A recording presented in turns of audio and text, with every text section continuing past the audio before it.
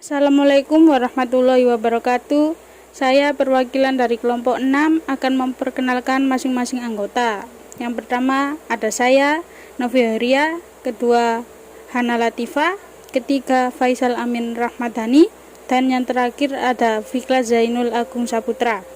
Di sini kami akan mempresentasikan hasil diskusi kami di bab 6, yaitu tentang etika, moral, dan akhlak. A. Pengertian etika, moral, dan akhlak. Kata akhlak diartikan sebagai budi pekerti atau kelakuan.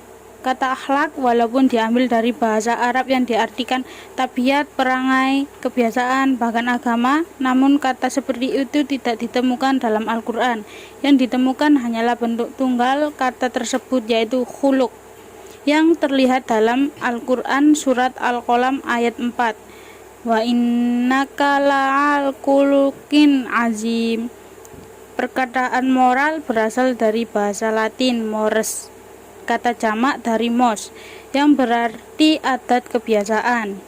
Dalam bahasa Indonesia, moral dengan arti susila, sedangkan yang dimaksud dengan moral adalah sesuai dengan ide-ide yang umum diterima tentang tindakan manusia, mana yang baik dan wajar. Jadi sesuai dengan ukuran-ukuran tindakan yang umum diterima, termasuk kesatuan sosial dan lingkungan tertentu. Perbedaan antara moralitas dengan etika adalah etika lebih bersifat teori, sedangkan moral lebih bersifat praktis. Moral menyatakan ukuran, sedangkan etika menjelaskan ukuran itu.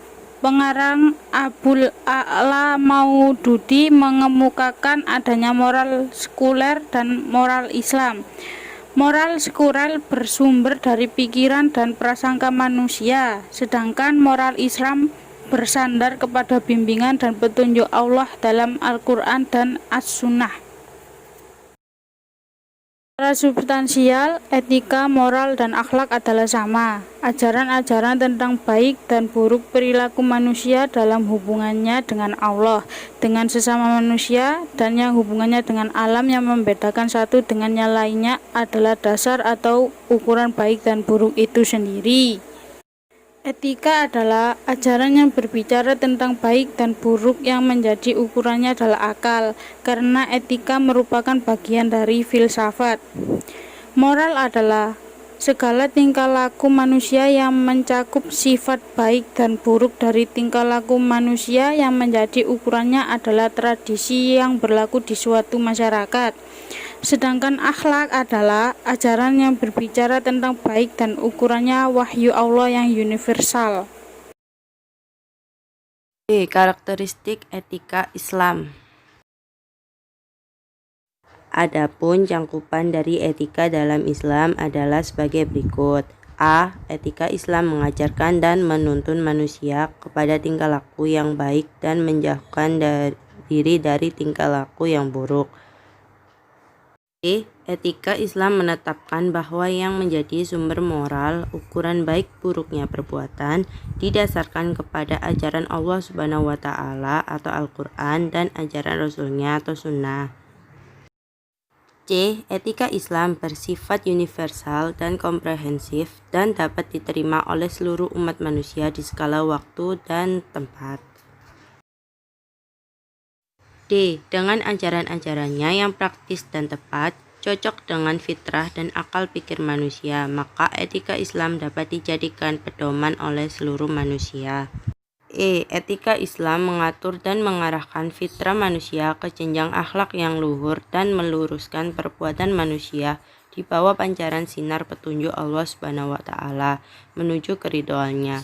Dengan melaksanakan etika Islam, niscaya akan selamatlah manusia dari pikiran-pikiran dan perbuatan yang keliru dan menyesatkan. Hamzah Yakub 1983-219. Menurut Ibnu Arabi, di dalam diri manusia ada 3 nafsu. A. Nafsu syahwaniyah ialah nafsu pada kelezatan jasmania, contohnya sikap hidup hedonisme.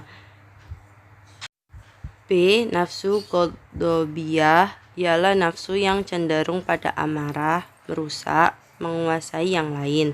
Nafsu ini dapat mengalahkan akal. C. Nafsu natiqoh ialah nafsu yang dapat membedakan antara hewan dan manusia. Dengan nafsu ini, manusia membedakan yang baik dan yang buruk. Bismillahirrahmanirrahim. Assalamualaikum warahmatullahi wabarakatuh. Perkenalkan, saya Faisal Amin Ramadhani. Kali ini saya akan mempresentasikan subbab C, yaitu tentang indikator manusia berakhlak. Berakhlak atau husnul al-khuluq adalah tertanamnya iman dalam hati yang teraplikasikannya takwa dalam perilaku. Sebaliknya, manusia yang tidak berakhlak atau su'ul al-khuluq adalah manusia yang ada nifak atau kemunafikan di dalam hatinya. Nifak adalah sikap mendua terhadap Allah, tidak ada kesesuaian antara hati dan perbuatan. Taat akan perintah Allah dan tidak mengikuti keinginan hawa nafsu dapat menyilaukan hati. Sebaliknya, melakukan dosa dan maksiat dapat menghitamkan hati. Barang siapa yang melakukan dosa tetapi menghapusnya dengan kebaikan, tidak akan gelaplah hatinya. Hanya saja hatinya berkurang. Ahli tasawuf mengemukakan bahwa indikator manusia berakhlak antara lain yaitu 1. Memiliki budaya malu dalam interaksi dengan sesama. 2. Tidak menyakiti orang lain. 3. Berperilaku baik. 4. Benar dan jujur dalam ucapannya. 5. Tidak banyak bicara tetapi banyak berbuat. 6. Penyabar dan tenang. 7. Hatinya selalu bersama dengan Allah. 8. Tidak suka berterima kasih. 9. Ridho terhadap ketentuan Allah. 10. Bijaksana. 11. Hati-hati dalam bertindak. 12. Disenangi dengan teman dan lawan. 13. Tidak pendendam. 14. Tidak suka mengadu domba. 15. Sedikit makan dan tidur. Dalam artian banyak bekerja. 16. Tidak pelit dan hasad. 17. Cinta karena Allah dan benci karena Allah. Kalau akhlak dipahami sebagai pandangan hidup, manusia berakhlak adalah manusia yang menjaga keseimbangan antara hak dan kewajiban dalam hubungannya dengan Allah, sesama makhluk hidup dan alam semesta. Di dalam Al-Quran, banyak ditemukan ciri-ciri manusia yang beriman dan memiliki akhlak mulia. Di antara lainnya adalah 1. Istiqomah dan konsekuen dalam pendirian. Quran Surat Al-A'qaf ayat 13. 2. Suka berbuat kebaikan dan berbuat adil. Quran Surat Al-Baqarah ayat 12. 3. Memiliki amanah dan berbuat adil. Quran Surat An-Nisa ayat 58. 4. Kreatif dan tawakal. Quran Surat Al-Imran ayat 160. 5. Disiplin waktu dan produktif. Quran Surat Al-Asr ayat 1-4. 6. Melakukan sesuatu secara proporsional dan harmonis. Quran Surat Al-A'raf ayat 31.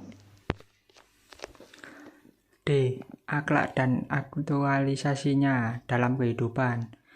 Aktualisasi akhlak adalah bagaimana seseorang dapat mengimplementasikan iman yang dimilikinya dan mengaplikasikan seluruh ajaran Islam dalam tingkah laku sehari-hari, serta akhlak harus diaktualisasikan dalam kehidupan seseorang muslim seperti di bawah ini. 1. Akhlak terhadap Allah. Contoh, menauhidkan Allah, bertakwa kepada Allah, banyak berzikir kepada Allah. 2. Akhlak terhadap Rasulullah. Contoh, mengikuti dan menjalankan sunnahnya, meneladani akhlaknya, bersalawat. 3. Akhlak terhadap diri sendiri. Contoh, 1. Sikap syukur, sikap amanah atau jujur, sikap tawadu. 4. Akhlak kepada keluarga. Contoh, berbakti kepada orang tua, membina dan mendidik keluarga. 5. Akhlak terhadap manusia, merajut tali persaudaraan, saling tolong-menolong dan menepati janji. 6. Akhlak sesama makhluk. Contoh, bertafakur, memperhatikan dan merenungkan ciptaan alam semesta. Dalam ilmu akhlak dijelaskan bahwa kebiasaan yang baik harus dipertahankan dan disempurnakan, serta kebiasaan yang buruk harus dihilangkan. Karena kebiasaan merupakan faktor yang sangat penting dalam membentuk karakter manusia berakhlak. Dan kita harus berupaya semaksimal mungkin untuk memilih akhlak dan berupaya untuk menjauhi akhlak jelek. Sekian dari kelompok kami. Wassalamualaikum warahmatullahi wabarakatuh.